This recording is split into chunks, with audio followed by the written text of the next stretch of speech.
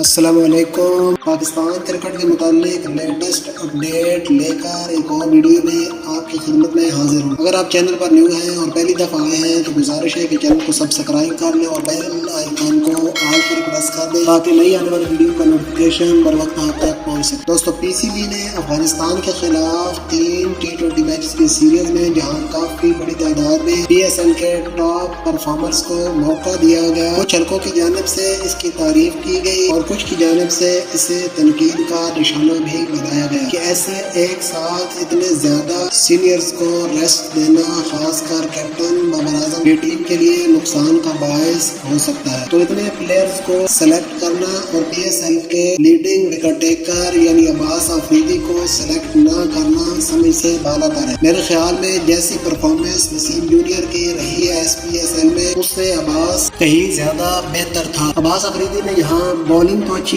کی ہے، ساتھ فائنل میں جو بیٹنگ کی وہ بھی لاجواب تھی اور وسیم جونیئر سے کہیں زیادہ بہتر تھی۔ تو جہاں اتنے سینئرز کو آرام دیا گیا، وہاں اگر وسیم جونیئر کی جگہ عباس آفریدی کو سلیکٹ کر دیا جاتا تو بہت اچھا ہوتا اور ایک نوجوان کی حوصلہ افزائی ہو جاتی۔ اور عباس آفریدی نے احسان اللہ سے ایک میچ کم کھیل کر بھی وکٹس زیادہ لی ہیں۔ اور اگلی اپڈیٹ یہ ہے کہ ایشیا کپ کے لیے بھارتی ٹیم کو پاکستان بھیجنے پر بھارتی وزیر کھیل کا موقع تبدیل ہو گیا ہے اور انہوں نے اب فیصلہ کرکٹ بورڈ پر چھوڑ دیا ہے۔ بھارتی کرکٹ بورڈ پاکستان کے ساتھ کرکٹ نہ کھیلنے کا ذمہ دار ہمیشہ اپنی حکومت کو قرار دے کر جان چھڑا لیتا تھا اور حکومت بھی ہمیشہ اپنا کوئی کلیئر موقف پیش کرنے سے قاصر رہی ہے۔ اس بار بھی بورڈ نے حکومتی موقف سامنے آنے سے پہلے ہی ایشیا کپ کے لیے ٹیم پاکستان بھیجنے سے انکار کر دیا تھا۔ گزشتہ برس وزیر کھیل انوراگ ٹھاکر نے کہا تھا کہ ایشیا کپ کے لیے ٹیم پاکستان بھیجنے یا نہ بھیجنے کا فیصلہ وزارت داخلہ کرے گی، مگر اب انہوں نے اس فیصلے کے لیے گیند بی سی سی آئی کے کورٹ میں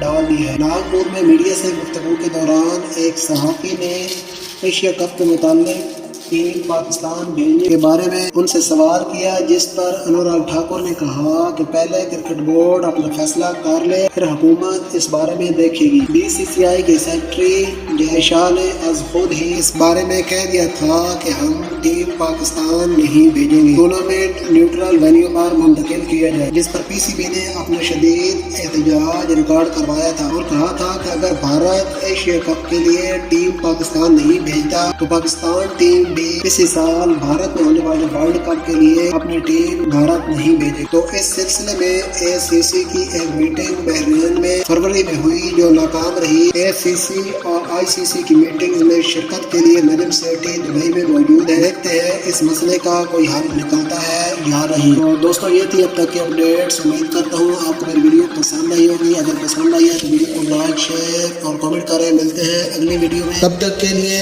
اللہ حافظ۔